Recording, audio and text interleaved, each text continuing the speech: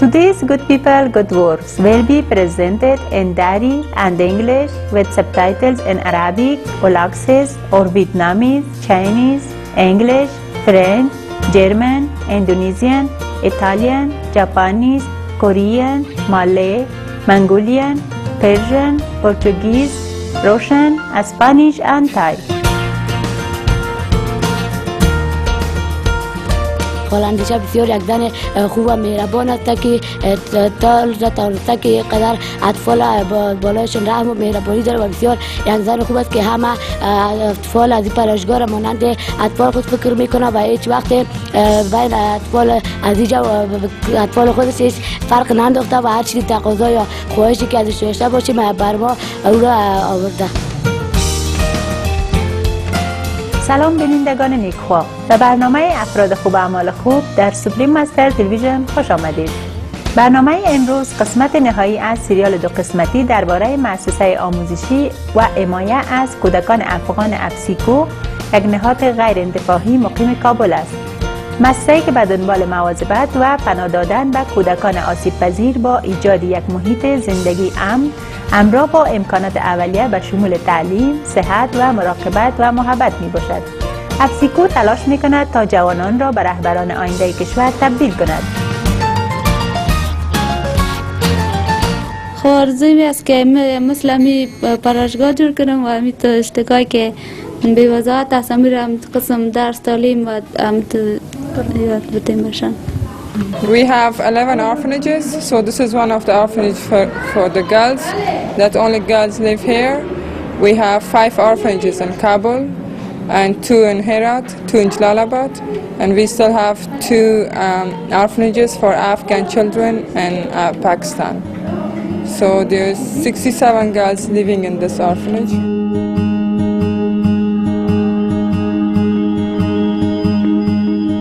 این مؤسسه در سال 2001 توسط خانم اندیشه فرید، یک کارآفرین اجتماعی بنیانگذاری شد که تقریباً تمام دوران کودکی و جوانی خویش را در کمپ‌های مهاجرین سپری نموده. این خانم 27 ساله تقدیر بین المللی برای کارهایش به دست آورده و در اپریل 2010 به اجلاس کارآفرینی ریاست جمهور در آمریکا دعوت شد.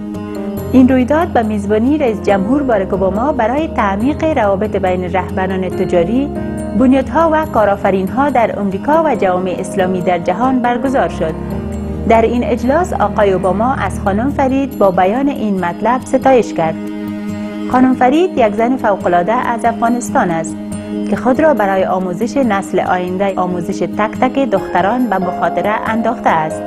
همه آنها به آینده نظر دارند که در آن پیشرفت میان همه تقسیم شده و سعادت پایدار است.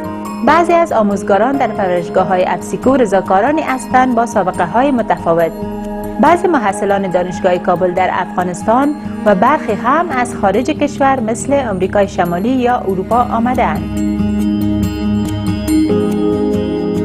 So this is Ian Pounds, our volunteer from United States who are with us since last year. So it's almost 1 year and a half. He's with us teaching the kids English, computer, arts, and recently he managed our leadership training and the leadership academy, which was the first experience for us, and it was really amazing for all the girls. Half of all people in Afghanistan are under the age of 18. So when people want to talk about the future of Afghanistan, it's right here. It's very close. These children will be adults in a very short time if they are given freedom of their minds, given an education, given love, given security, given health. It can't help but change the future of Afghanistan. It's very simple math, in my view. It's not a leap of faith, it's not a guess, it's not a hope. It's a simple fact. And so that's why I'm here. آقای پونز خیلی تحت تاثیر عشق و علاقه اطفال به آموزش قرار گرفته و داستان تاثیرگذاری دارد که آتش اطفال برای آموختن را به تصویر می کشد. I was very tired. I had been teaching all day long, and I looked at my watch and it was 5 minutes to 6 o'clock at night, and I said, okay, girls, you may go. And they looked at me with the most astonishing look. What? Gee. And I said, it's time, you may go. And they said, what time is it? I said, it's 5 minutes to 6. They said, we want our 5 minutes. I have never experienced students who asked for their 5 minutes when they were being let out of class early. So this is just a little tiny example of what kind of students I encounter here. You know, they're like kids everywhere. They're like students everywhere. But in this respect, they are not like students everywhere. هر پرورشگاه دارای یک یا دو مدیر می باشد که همانجا با اطفال زندگی می کنند و به مثابه والدین دوم عمل می کنند. ما دیگه اول پاکستان مهاجر شده بودیم، بعد از او اینجا آمدیم چون کار وظیفه نداشتیم. باز ما خبر شدم اینجا چون یک پرورشگاه است، زیاد خوش شدم، خواستم که اینجا بیام کار کنم و از شاگردا پرستشان کنم و امرایشان کمک کنم در درسایشان. این پرورشگاه ها محل امن برای اطفال هستند با محیط مملو از صلح، عشق، تحمل پذیری و هماهنگی. This is one of the bedrooms that the girls live here. So each child has a bed here. So we have 22 girls living in this room because we have 11 bunk beds here, and every child holds one bed. So they usually sleep in their bedroom, they sleep here, and they study in their library. But sometimes they use this open space to study and lay down and do their homework. So they're all studying together, two of them for instance, and helping each other. But this is basically their bedroom where they sleep at night, and during the day they take a nap after coming from school.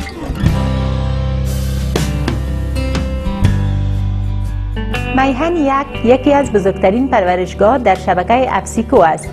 اطفال بین سنین 3 تا 12 سال در این مرکز می آموزند تا به یکدیگر بدون در نظر داشت جنسیت، زبان، نژاد و رنگ پوست احترام بگذارند. ما بسیار دوستای خوب داریم و همچنان امرای ما با مهربانی گپ میزنن و ما بسیار دوستای صمیمی هستیم. امرای یکی دیگه جنگ نمیکنیم و هیله رفیق خوبم است. همراه او بر ما دستار به ما چی امرایم کمک میکنه و او که مشکل دارد ما امرایش کمک میکنه و در مکتب امرایش میریم و نانم یک جای امرایش میخوام. ما در پرورشگاه بسیار یک دوستای همه دخترها دوستای ما هستن و بسیار امرایش رفتار خوب میکنیم. ما دوستای صمیمی که هستن امرای ما هیلا جان کمک میکنه، منیلا همچنان در درسایم کمک میکنه. بخاطر یک صف از ما که سطحشان بلندتر است امرای کمک میکنه در درسشان. وقتی که یا مثلا در مکتب مشکل داشته باشن ما از پیششان پرسان میکنم. همچنین در پرورشگاه های ابسیکو به اطفال آموزش داده می شود که مسئولیت پذیر بوده و توقع می رود که این اطفال در آینده اعضای مولد جامعه به بار آیند. And the other thing, we would like them to learn something, not like be very dependent to others. This is very important for us. We want them to help the cook, to help the house cleaner, to help the woman who does the laundry for them, so that they learn some skills in the orphanage, not very dependent to someone else to do their laundry, because everybody has to take part to keep themselves clean and keep their facility clean.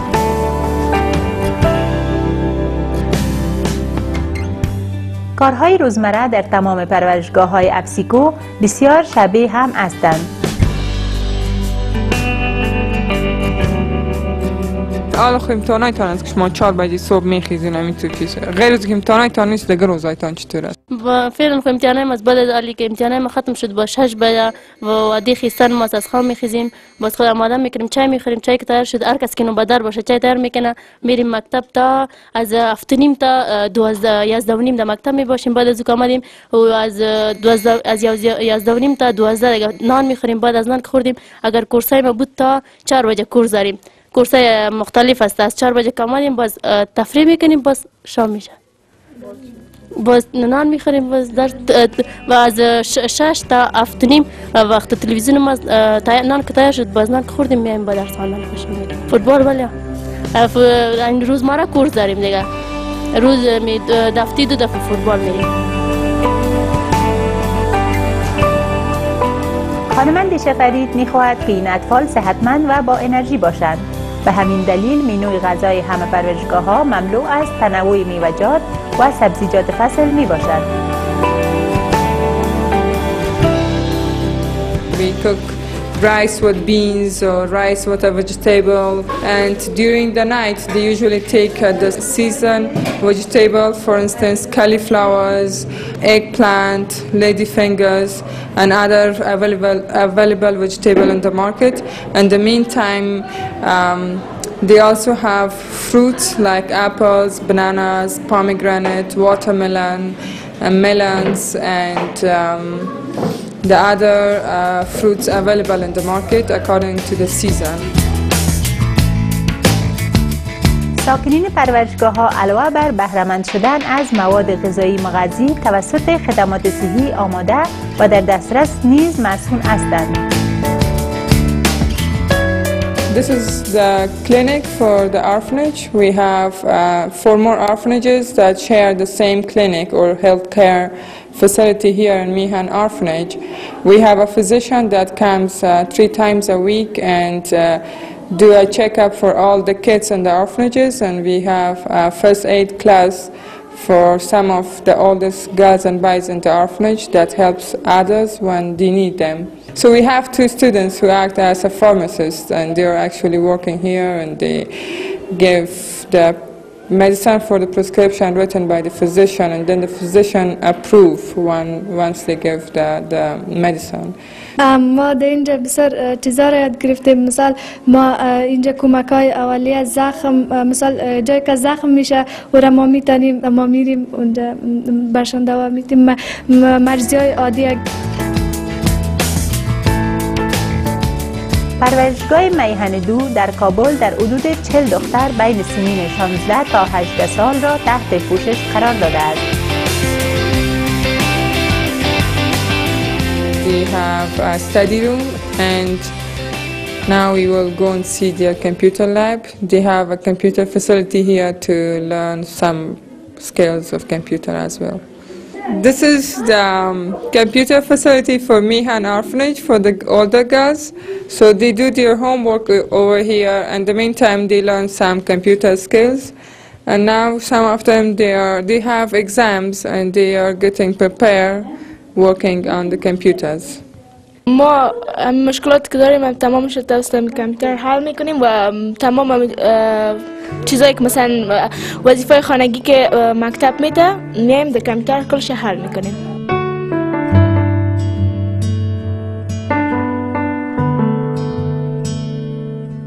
همانطور که ما در این برنامه 2 بخشی مشاهده کردیم، خانم اندیشه فرید کارکنان افسیکو در مدت بسیار کوتاه کارهای بسیاری برای اطفال نیازمند افغان انجام دادند.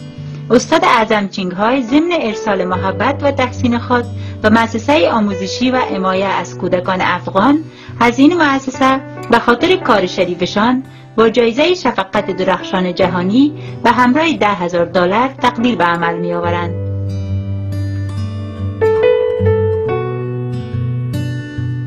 برای اطلاعات بیشتر درباره مؤسسه آموزشی و حمایت از کودکان افغان لطفاً از این وبسایت دیدن فرمایید: www.afsico.org. با تشکر از همراهیتان در برنامه امروز. بخش بعدی برنامه دنیای پیرامونی ما می باشد که بعد از اخبار قابل توجه پخش می شود، با آرزوی این که ما همواره از یکدیگر مانند خواهران و برادران مراقبت کنیم. Thank you for your company on today's program. Coming up next is the world around us after noteworthy news. May we always care for one another as brothers and sisters. For more details, please see www.suprememastertv.com/GPGW.